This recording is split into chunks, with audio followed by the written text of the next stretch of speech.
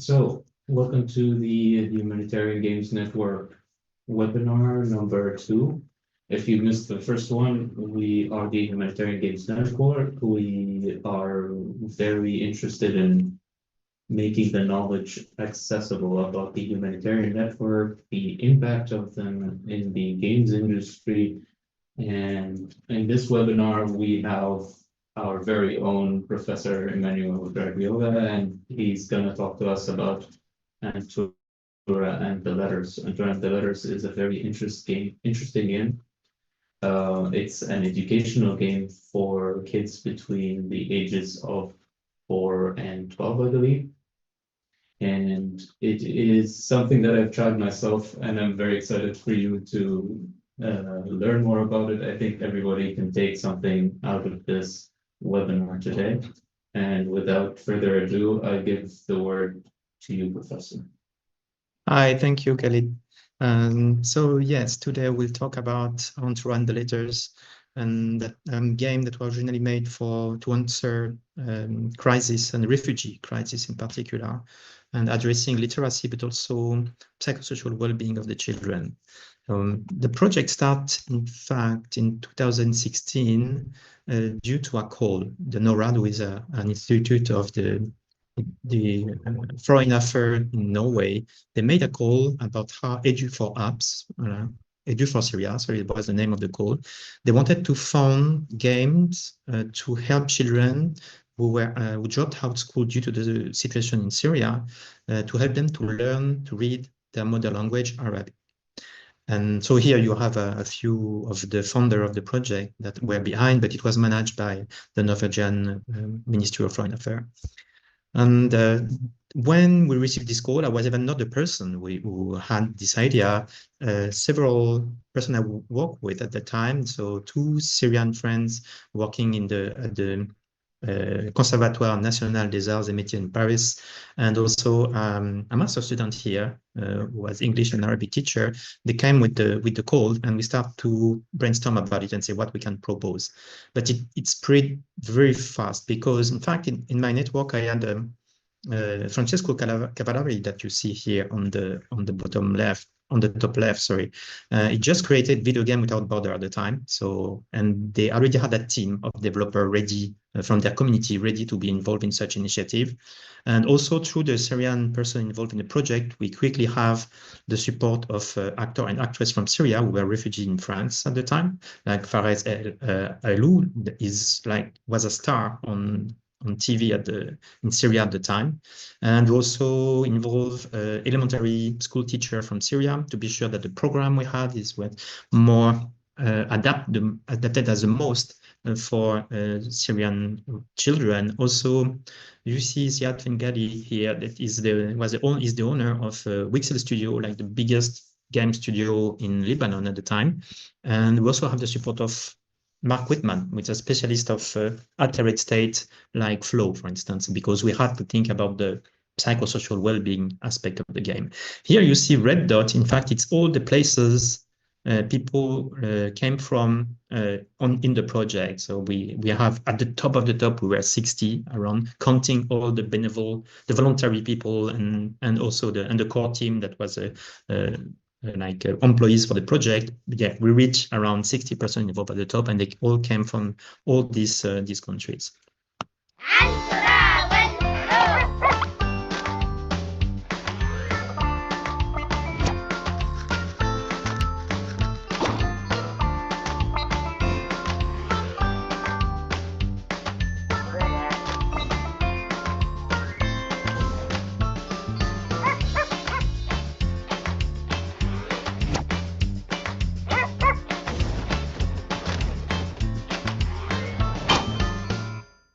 So what you just saw is the first trailer we made in Arabic and English to promote the game on YouTube in particular. So that was really like the last stage when we start to communicate about the project. So the first step in the development of the project was to collect information about the situation of refugees. Element that will help us to design the thing, to understand all the constraints we could have. We knew from the beginning that the game should be mobile, so on mobile phone. also could be downloaded on phones that are not maybe the last updated phone. So we took in account phones from the 2013 and 15 to between these dates, like the average phone bought in Middle East at the time. And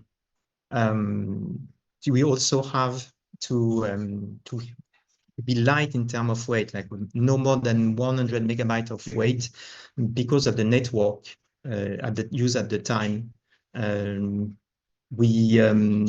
For instance, it was costly to download things in some of the countries, in particular when you were there for a temporary period and just buy like a temporary card here. And so every megabyte could be expensive. So we have to be very, very low in terms of download. Also, it has to be autonomous. We didn't count on professors or teachers or parents to help them, because some of the parents were in fact illiterate. We also need to be played without being online. Again, for the same reason, you may not be connected to any network in some places. No data tracking, obviously, due to the situation and fragility of the person. And also, and that comes from a study we did, we knew that in average, parents in situation of being on the road or being refugees somewhere, they do not give the phone too much to their children. And it was like about maybe the average was 30 minutes per day. Depending on the family. So we knew from the beginning also that we should not exceed a progress should be done in 15 minutes by the children, like a full something with a final and a reward should be done in less than 15 minutes. That was also one of the constraints.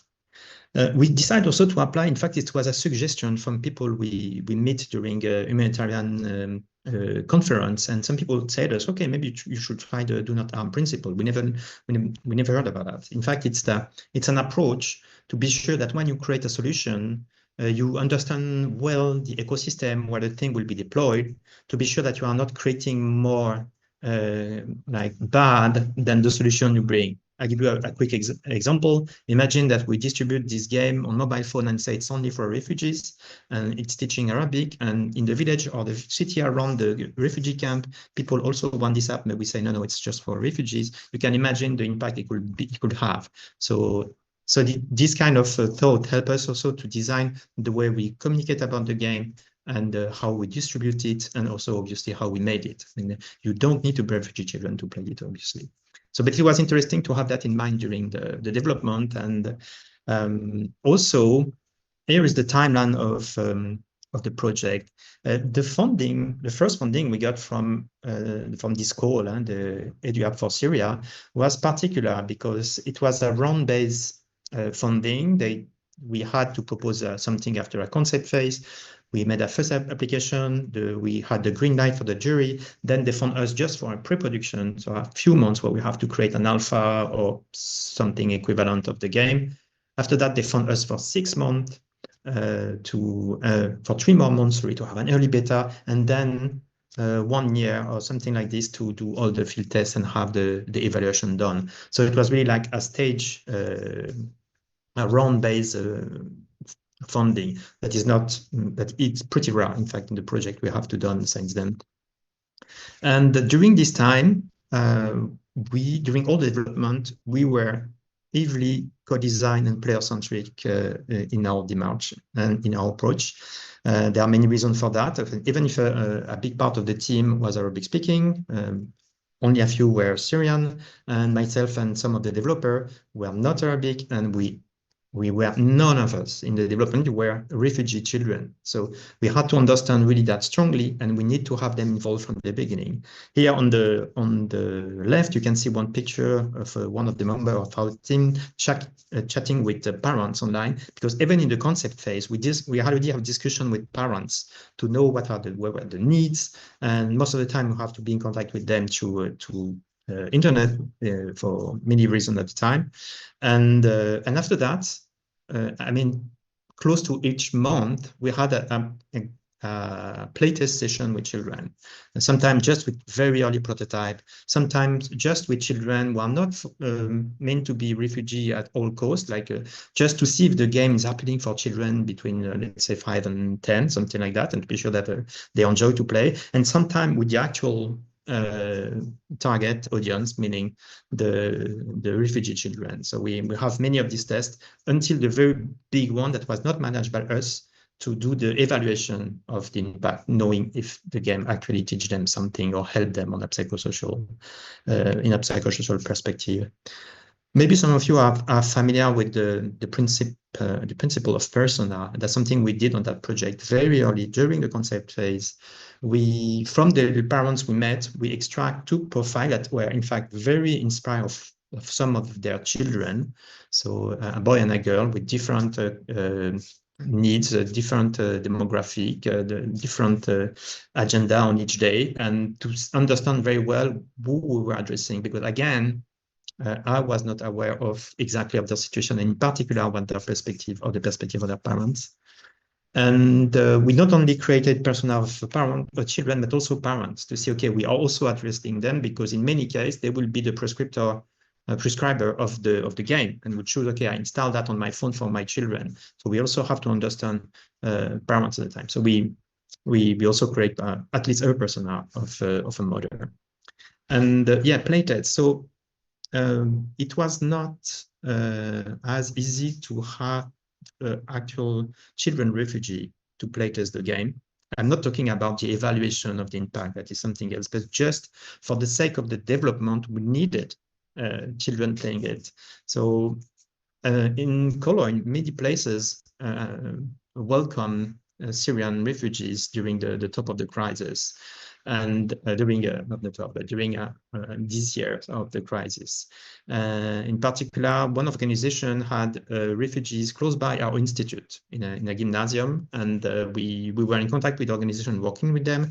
They bring the children in the Cologne game lab, and we were able to play this game with them. And we also sometimes went to the place they were, so to have also all the perceptive aspect, like the sound of the place, like when you have a common space with very noisy, how a child can be concentrate, focus on something on a mobile phone. We had many talk like that due to this. It's not only playtesting; it was also us to understand, understanding the context of use of the game.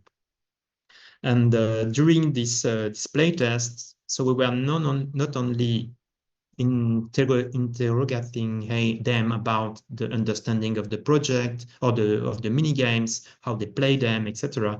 It was also to understand how focused they were when they played, to have some intuitivity about the flow. We tried some questionnaire about flow. Are you in the state of flow? You know, this is the thing you are supposed to be in when you play a game, like when you are concentrated in it, you are committed to the play. And because we knew that when you are in this state, it improves your psychosocial well-being. That was something. And we wanted to be sure that our game work as a good game and provoke this flow state. But here we face one of the many issues we have. I mean, we have so much issues on that project. It was one of the harder project I ever worked. One of the issues we have here is, for instance, none of this questionnaire about flow were made in Arabic on the first place, and for children, no questionnaire. So it was impossible to use the classical way to measure that, or the proposed way to measure the state of flow. So at the end of the day, what we use is only observing children, and to be sure, just like on the photo on the bottom right, when you see that and the child that is focused playing these mini games about reading. So we say, okay, it works. You know, okay, at least we have the commitment. And also we were really listening about the children, and not only when they talk, but also what they say about the game in their questionnaire, or to the people who were making the test. Because originally, I think we created maybe 30 or 35 different mini games to play with letters, syllables, words, spelling, you know, many activities like that, and always many games about each step of the learning of the reading. And yeah, maybe 35. We develop among them maybe 26, 27. I don't have the exact number of them. And then we test all these 27 games, prototypes, and to see where what were the most interesting and accessible. And at the end, I think the version we have on Antura that is playable right now, we only have 20 of these mini games. So it means that in the process, we cut many. The very first concept, sometime with directly the elementary teacher who were working with children. Then another part during this playtest where, okay, and I talk here about one we really like. It's this gameplay around Antura when you try to move little image touching the screen around Antura that is sleeping and not trying to not wake up Antura. We have a nice music for it. We really enjoy the gameplay ourselves. But even if it was maybe the game we prefer, and it was made by students here, the original at the Cologne Game Lab, the original gameplay idea, the playtest shows that it was complicated for the children to manipulate, that they don't like it at the end because maybe it was too straightforward.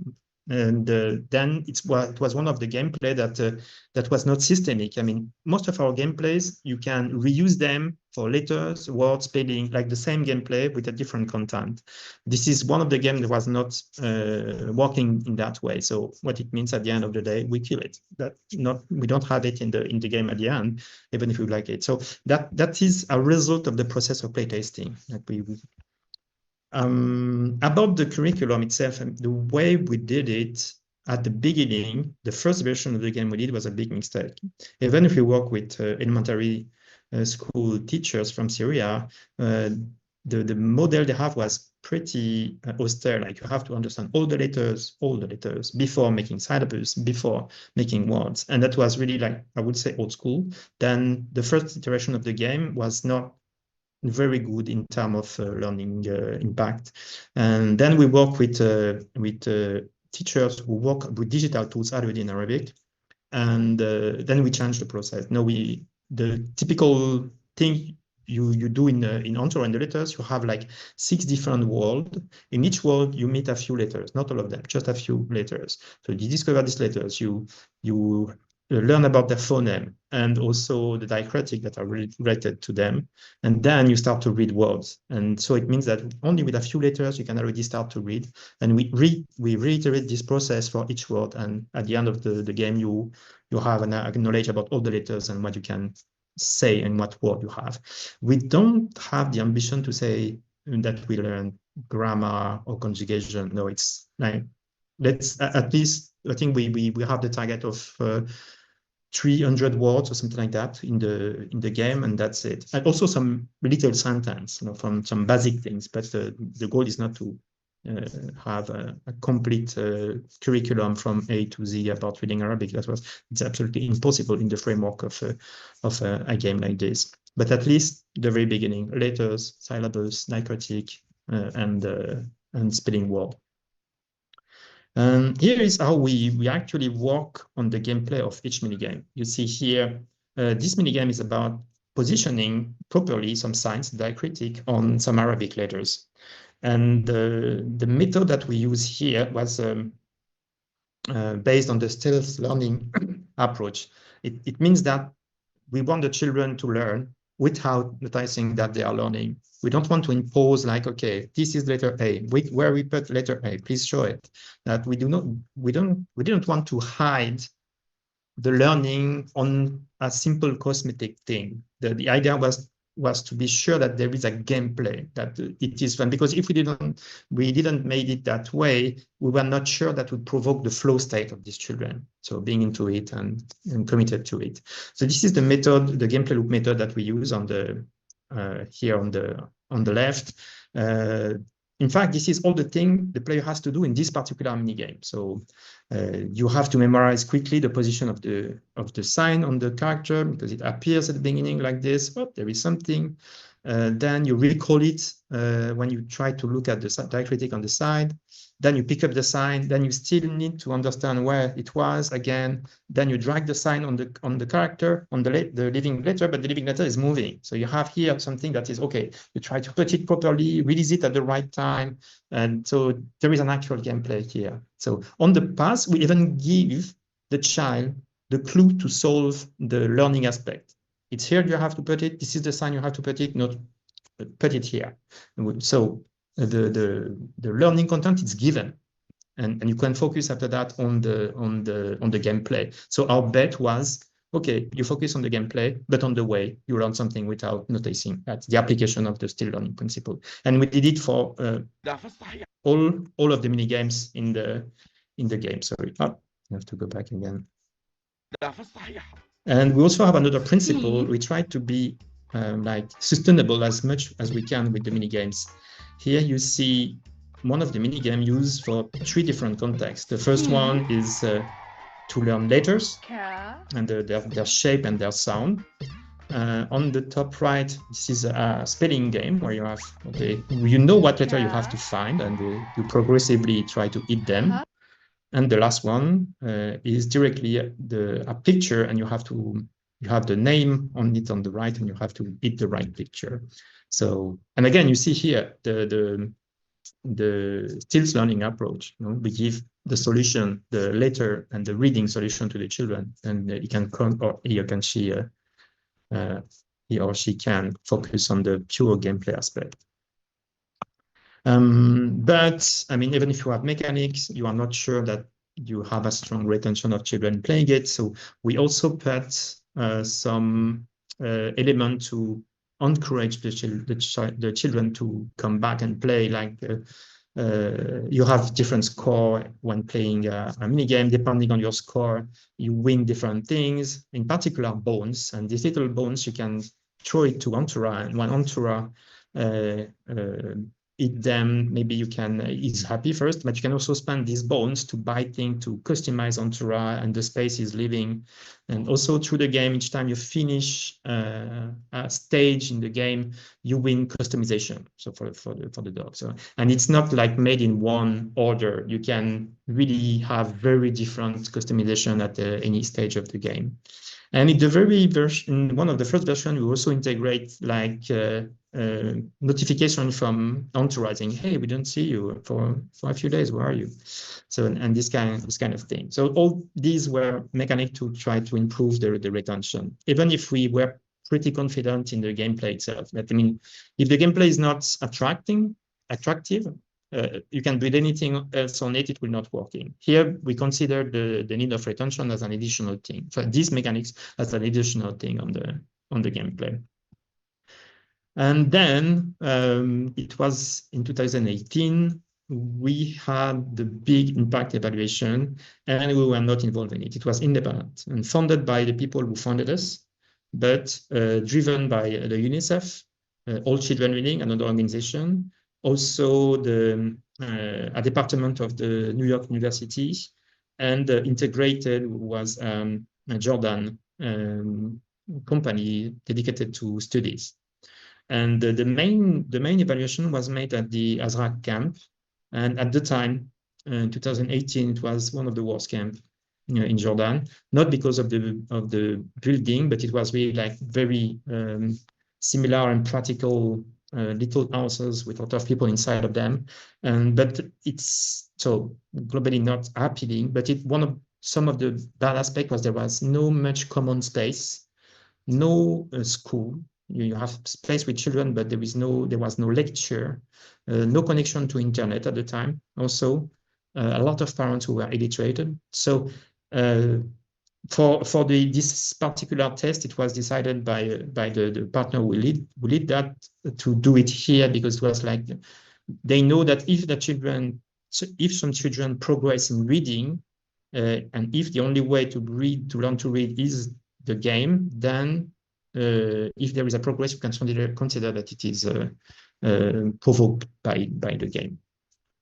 So for this test, as you see, there were more than 900 children involved, and it was split in 300 that were the control group, 200 who were playing our games, and 300 playing another games, also funded by the Edu App for Syria program.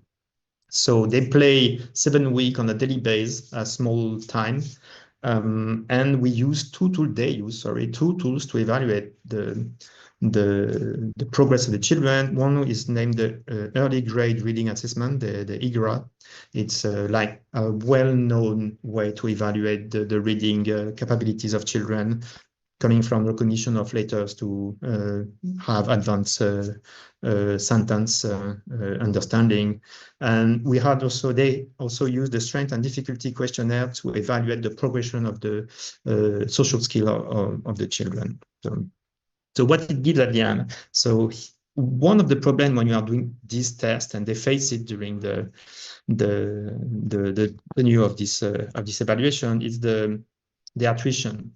And the attrition in this kind of test exists. You always have a little part of people from the first tests and before the treatment, before using the game evaluation, and then after using the game evaluation, you always have a little attrition for that. But when it comes to refugees context, there is a turnover in camps, and new people are arriving, some people are leaving, so there is a big attrition. And you see here, for instance, for the IGRA test, where they plan to have, like for Antura, they initially have 366 children involved in the first evaluation, and there were only 200 at the end line. So this is typical of that. And in fact, when we did our playtest, also like our little playtest during the development, we faced that too. Sometimes we have 10 to 20 children who come for a while, and then after that we only have 4. That was daily, and we knew that it was like this. So we always try to get more children involved than what we needed for the playtest. So then here, because of the attrition, we cannot say that the results were significantly enough to claim a strong success. But whatever, with these few hundred people, we have tendencies of what the game is able to do. And here, for instance, you have the IGRA test, when you see it on this table, and you can see that you have the treatment of is the game Antura and the letters, and you have different categories here, like the letter sound knowledge, so how you recognize a letter with the phoneme, reading syllabus on the, like, this particular syllabus, can you read it, etc. Also, the decoding of invented word, like the test is a succession of syllabus that is creating a word, and you have to at least say it properly, and oral reading fluency. And you see here the progression between the treatment, means Antura being played, the progress between the baseline and the end line, the before and the after questionnaires, and for each categories. And you can see that compared to the control group, there is a progression, and sometimes spectacular, like 81% of progression in the reading invented word. That's impressive. And you can even see that in the control group, that some children lose some capabilities of reading. And because the situation in the camp was not helping them to even keep maybe some knowledge. I don't know what was the reason exactly, but we were impressed by that when we read the results. So we were able to say, okay, maybe it's not statistically significant enough due to the numbers, and because it has to be more than 200. I don't remember how many exactly, but I think they needed 270 to be like strongly significant. But even we can intuitively, strongly educated, intuitively say that we had some impact on the reading skill of these children. And here it is it is the same with the psychosocial well-being impact. And again, you see the progression, the difference between the progression of children who play Antura and the letters and the control group. Like, for instance, like the emotional symptom of children here, you can see that the normal behavior increase through time between the baseline and the end line of Antura and the letters. And here we have an example that is terrible. It's for the control group, you can see that it's the contrary that is happening because of that's my guess, because of the time they spend in that camp, they start to have emotional symptom, and maybe more and more. So the normal emotional symptom behavior decrease, and becomes more and more abnormal or borderline. So here, and the only difference between these two groups are they play Antura and the letter or they didn't play it. That's it. Maybe there are some other considerations, but the way they recruit the children was to be sure that the two groups initially were very close in terms of like social, in terms of demographic, for instance.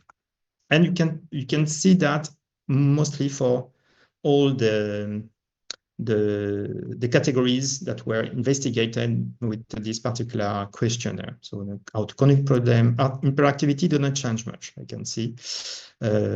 Also pair relationship problems that are, okay, the normal behavior increase again here. Pro-social behavior remain pretty much the same.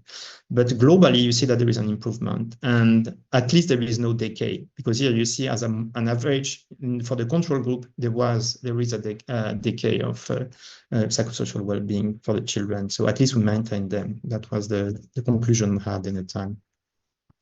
So when we launched the game, also we faced something because, and it is really related to the humanitarian context. It's how we can address people in the camp, how we can touch them, reach them.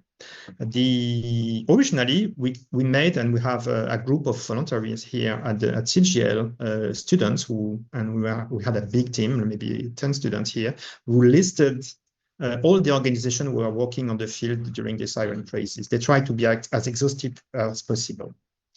And I don't remember how many years, but it was maybe more than 100 organizations, could be very slow NGOs, could be one particular institution. So, and we also have to sort out, due to the do not harm principle, we have to sort out organizations that were not implied into the crisis itself and have a proactive action in the crisis. So it's already also cut some of the organization. We had to be with people that were as neutral as possible. So we had a reduction needs. And then the students actively try to contact the person on email and sometimes by phone. And so because we print a pack of posters and flyers, and our first idea was, okay, we'll disseminate that into camps and try to create communication about the game in camps directly, in like the common space, etc.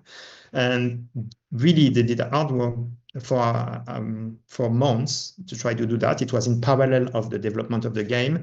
At the end of the day, we sent maybe 5 sets of posters among all these organizations, because the reason is obvious. They have other things to do than manage, at that time at least, to manage the promotion of an educative game. So, okay, so it was not a good approach. Then we let that continue, and we switch on the, okay, maybe digital approach will be better. And helped by people from Ubisoft, they do that on the side of their job. People who are working on marketing, digital marketing at Ubisoft, we establish some tests. And we see, okay, if we put like, let's say, €500 and try to do a Facebook campaign using demographic of Facebook, and okay, for instance, we take the UNHCR map of refugees in Middle East and say, where are the big camps or the big cluster of refugees? So we need to address people there that have children, and we can know some of these with Facebook, who are interested into Syrian press or news. And with that, we were able to address parents directly through the digital communication. And it was pretty efficient. Knowing that, we keep a budget for the communication on the project. And we hired a Jordan company, and they did the actual digital campaign, and it helped us to, in a few months, we had 250,000 downloads of the game. To that process, and acquiring one family installing the game cost us something like 6 cents or 10 cents of euro. So it's really below many digital campaign for product, in general. And Facebook was also interested, and they offer us $500,000 of free ad. So we're able to have our campaign bigger even, thanks to Facebook, to address this family. So it's why at the end we are rich. Nowadays we are 450,000 downloads of the game. So we can say that it's pretty good. And We also we learn how to use analytics for that. Okay, so that's obvious.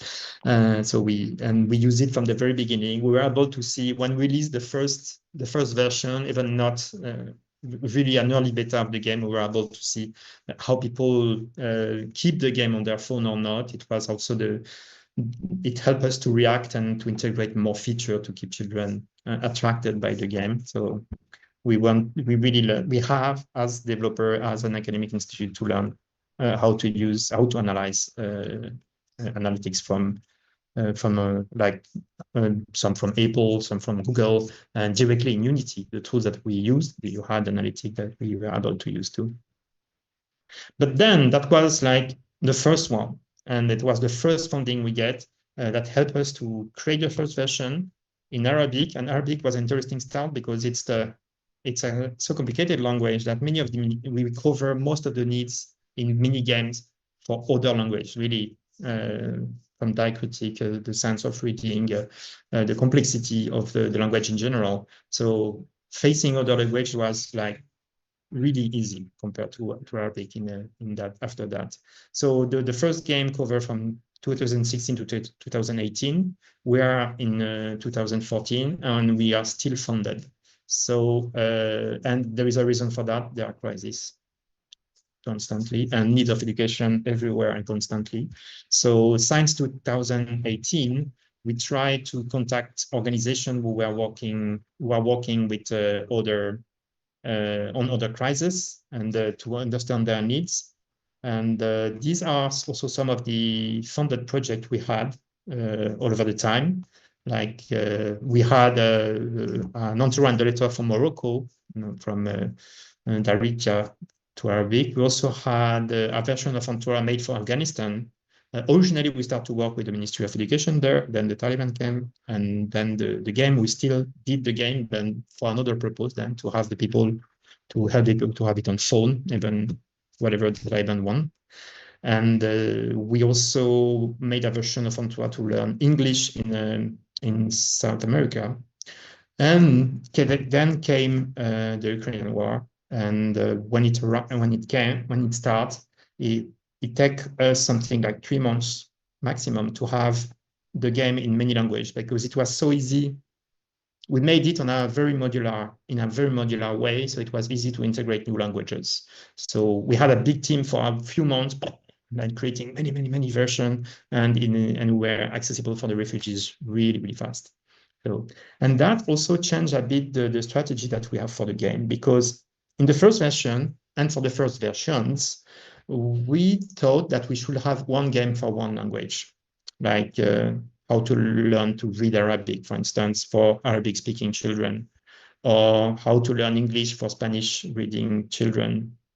But then when the Korean War arrived, we had to change the approach because there was so much possibilities that we decided to make only one game. In that game now, you say what is your mother language and what is the language you want to learn. So you can use it also what was intended for during the Ukrainian crisis. You can also help children to learn the basic of the host country. So again, it would be 300, 400 words, and a bit of some sentences. But at least you can help to accelerate the integration of children through the game, and that was the ambition. So we have this game where you choose what is your mother language and what language you want to learn depending on where you are. So, and again, for this one, and I put an emphasis on that, on communication, because there are so many academic projects that are not communicating on what they do, that sometimes these projects are lost. And so in each stage of the project, and this one was for the Ukrainian version, we keep money to communicate. And here we use a Jordan company to address the Middle East, and here we use an Ukrainian company to communicate to Ukrainian refugees in Europe. And we didn't have much. We have less money and fund than for the Middle East campaign, but even due to a strong Instagram campaign and some other media too, we reach quickly 60,000 downloads. That is pretty good. I mean, regarding the context. So, and again, we are a company to do that. We have money for that. So we keep a part of the research fund to do that. And so the current evaluation of the game, I think we are 4.4 on the Google Play, something like that. We also had a great surprise during the launch in 2018. The first trailer that we did, we had 1 million plus view. That was like unexpected, even if we know that it's due to the communication campaign, but it was like super strong. So as I said, now we are at 450,000 downloads at that time, so pretty good. And what is interesting, but something interesting is happening right now. Okay, we have the game was made to be used on the road, literally, of people who are moving a lot, etc. And there were a lot of solutions to be used in school to learn, and even digital solution to be used in school. But there was Antura was selected to create an actual app for school.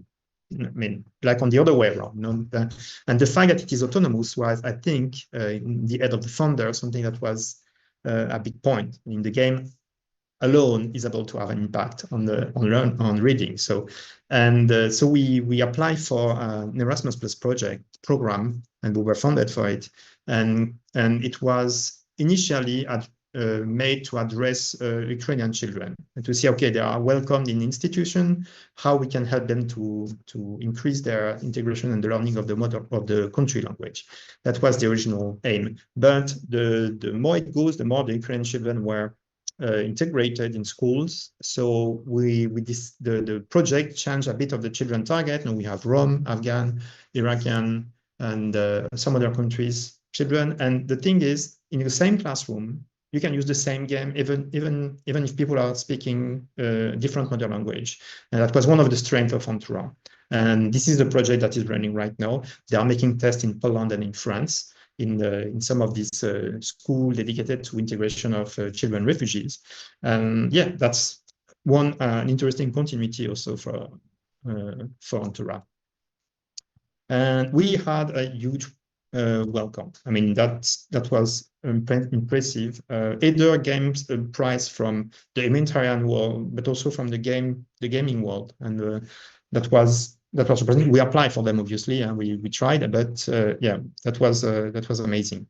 And also, no, after all that, I think we can consider that that Antura is working and is successful as a project. And there are several things I share with you about that. Now, it's one of the first things. There were no company in leading the project. The two organizations who are leading the project, Video Game Without Border and the Cologne Game Lab, THK, are non-profit and a public university. So it always helped us to keep everything open source. We were able to involve people. There was no conflict of interest in anything. The project remained a humanitarian project 100% all the time. And the second, I think, learning, it's co-design and user-centered design. Even with that, we made mistakes. And we were super picky, and we made a lot of playtests, and we were meeting the parents. And even with that, we make some terrible mistakes sometimes in the game. For instance, in translation, because the working language between us was English, except when it comes to actually learn, where everything was in Arabic from the start.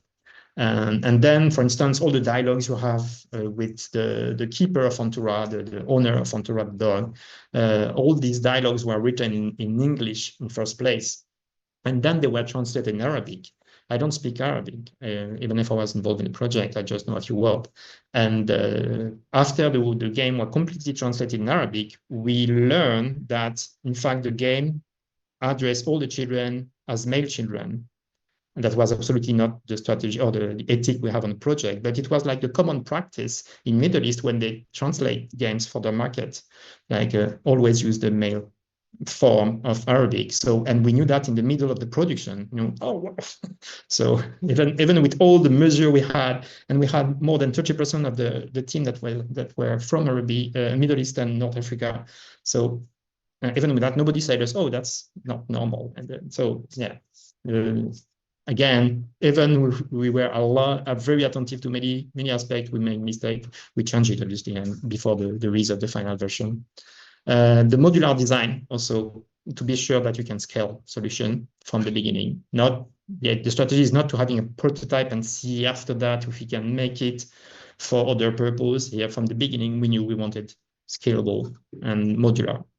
The impact evaluation not done by you, that also was a strength, because we had a strong support from organization knowing that we didn't wear our own evaluator.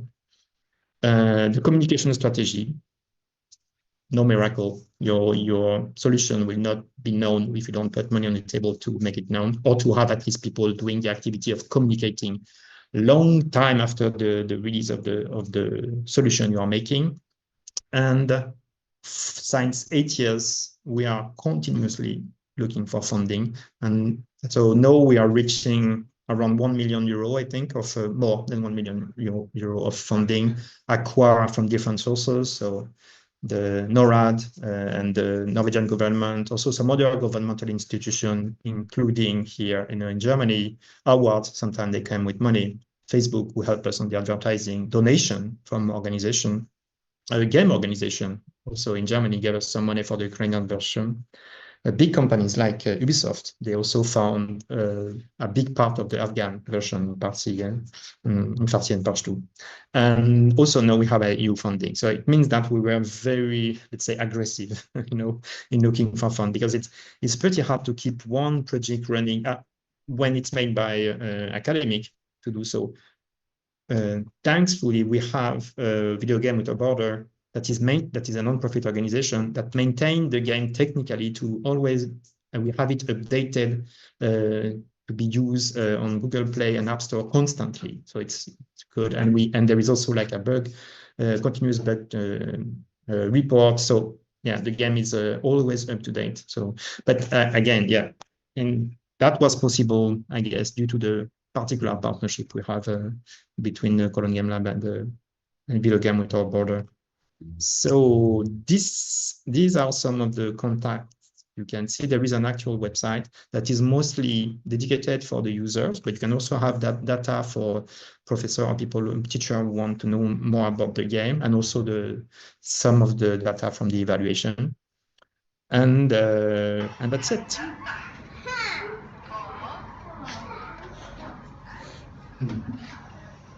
All right, thank you so much, Professor. For the viewers right now, this is the time where you are able to ask questions and engage with Professor Emmanuel.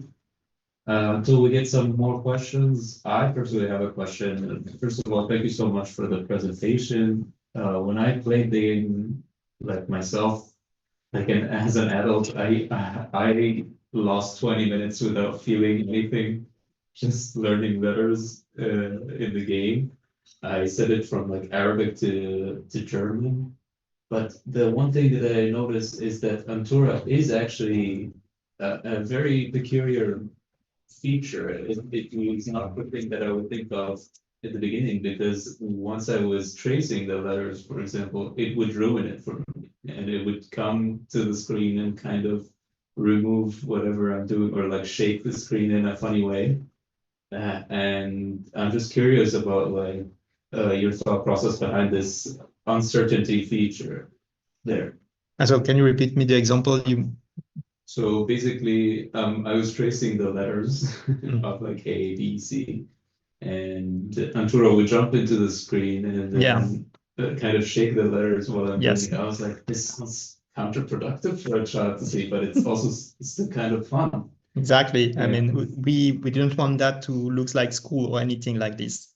Never. That was the goal. Yeah. And when we start to work on Antura and having the character, this big clumsy dog as a character, it was an idea with the very starting team, with the two PhD students from Syrian PhD students in Paris, and this other master student here. And so they had two were Muslim, one was Christian, and we have this discussion all together about what will be the key concept, and we come out with this clumsy dog making a mess around letters, and we calm it down in the game we have now, because at the start we would think about having mess constantly, to make it really fun constantly. But yeah, we reduce it.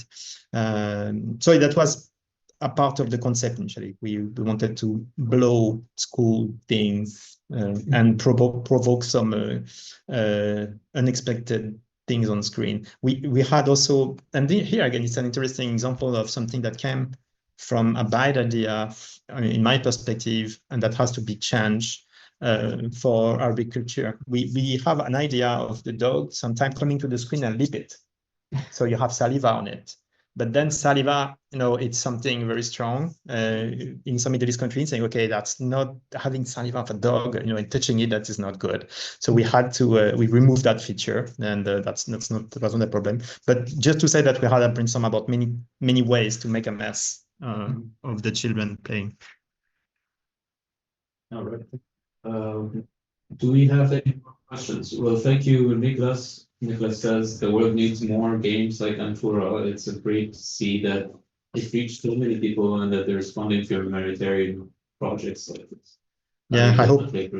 Yeah, I hope it will continue, and because we are not at the end of refugee crisis, and not only because of war, even if war is apparently increasing, but also the climate change things. Many crises that where you have war now are also related to climate crisis. So yeah, we definitely need more fund for such project. And one particularity also of Antura, it's because we investigate a lot humanitarian games. It's the fact that it's actually an intervention. It's not a game to raise awareness, to get funds, or to prevent, or to help people after, or something like that. It's really like we address the problem during the crisis directly, and there was no much game like that right now. And when we investigate it at the beginning, and it's maybe why we got so much award from humanitarian organization, it's because that was the first to try to do that. Really, we are in the conflict, we are the things, we are providing that. So yeah, there is a big room here to create tools for this context. Right. Thank you, Professor. I don't think we have any more questions in the chat. So if this is it for us, then we're gonna see you next webinar in February. Yeah. Normally in February, we have an interesting guest too. Yes, and also we have a question just now. Okay, yeah. So let's go. Nicholas says, can you talk about the future plans for Antura? You said you're adding more languages and trying to reach more countries. Are there plans to go beyond letters and words and teach reading more broadly?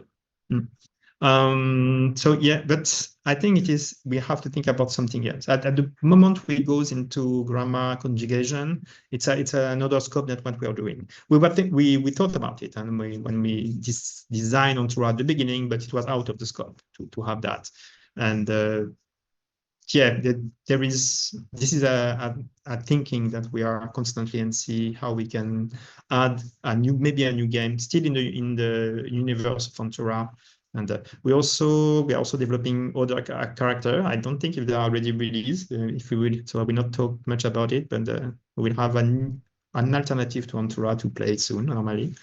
And also you have this capability to integrate Antura in schools everywhere. That's the aim of the project we have with Erasmus Plus now. It's to create something that, for instance, create tools for a professor to be able to maybe to create a parameter of a specific session with children in the class, so they can bring it back to home also and play it. And there is an architecture to set here that will have to be disseminated after. So that's also one angle. And there is a third thing that we are thinking about is the cultural aspect. So how we can help to, I don't know, a post office is maybe not the same in Germany than in France than another country, and there is maybe a layer of culture that we can integrate, like a practical culture that we can integrate, or maybe some of the big symbols of the country also, things like that you are coming in. Because it's often related when you look at about learning languages, like in adult or even children books to learn a new language, you see that there are some iconic things from countries that are there too. At the moment, we didn't integrate any of them. So we don't have that. So it's also something we are thinking about, and they are tested in the Erasmus project to see if it was in the time and the development for it, and if it's useful in a way or another. So these are the current plan. Yeah, and sure, new crisis. I think we are in a response mode now. You see, if there is a need, then we focus there and we try to raise attention and money. Okay, we have to do that now. All right. We have a couple more questions. Monsha asks, what other tools have you thought of when you talk about intervention? Have you ever thought about psychological intervention, trauma management? True. And we have a project currently at the Cologne Game Lab that it's from, again, an EU-funded project named IZEDA. In the framework of this project, we are creating an interview simulator of domestic violence victims. And it is made to train police officers who are welcoming victims and to help them to manage the psychological state of the person, asking the right question in a proper way, collect the needed information to see if there is a case of actual violence and things like that. And we're exploring the possibility to make an equivalent tool for humanitarian purpose. For instance, when you are welcoming people who are suffering from post-traumatic syndrome disorder, so to have people who are affected by what they just went through, and to help humanitarian personnel to be trained for that. So that is, at least in our institute, that is something we are thinking about, an approach we are thinking about. Okay. So we have one more question. What was your process when designing the minigames? Specifically, how you found ways to engage the children? Was it just prototyping? You take inspiration from other games or something else entirely? Yes, you are right for everything. So we take inspiration from existing games. For instance, you saw the Troll the Ball thing is inspired from the Pokemon Go thing.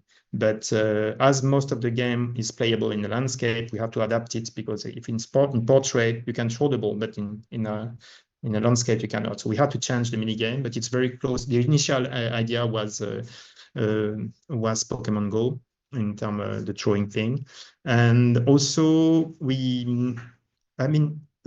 the approach we had, we didn't have word and specific letters. We design games with little piece of papers, and we say, okay, what we can do with this little piece of paper, and maybe things that are drawn on it, and not letters. So I would say that maybe 75% of the minigame we design are not content dependent. And it's why the game is worked very well in terms of modularity and integrating new languages, is because honestly, at the beginning, the first design constraint I give to people who work with in terms of design was, we don't care about letters. We care about fun. We get a piece of paper who are living letters. That's the priority. And then we try to be sure that we had several games, for instance, recognize the letter, several games to recognize the shape, so several games to hear about the letters, several games about syllables, etc., to not be the same mini game when you are trying to do something. And the game, in fact, at certain stage is randomly taking mini games with a certain objectives. Okay, we need three challenges related to recognize letter. Okay, I pick that, and do the little challenge for the child. And so, we wanted to be sure that it's fun, and we use that process. We wanted to be sure that it fits some needs in the learning process. And at the end of the day, we had this filter of the gameplay loop and the TELS learning thing, saying, okay, we want to be sure that the children is playing doing that thing, and that the learning content is a bit aside. So, and interestingly, in fact, this process was also induced by the call itself. And it was the first time that I saw that in an educational funding for games, when the people who made the call specify, we want first the game. And that saying, you say, yeah, okay, that's exactly what we want to do. We actually want to do a game. And on the side, you learn Arabic playing it, but it's a game. All right. I think that's all the questions we have for today, and this is also the time we have for the webinar today. Thank you all for listening. That was cool. Thank you so much, Professor. For the viewers, make sure to follow us and check the links below for the Humanitarian Games Network. We do a webinar every month like this. Please engage and send us emails if you have games that you think should be also featured in future webinars.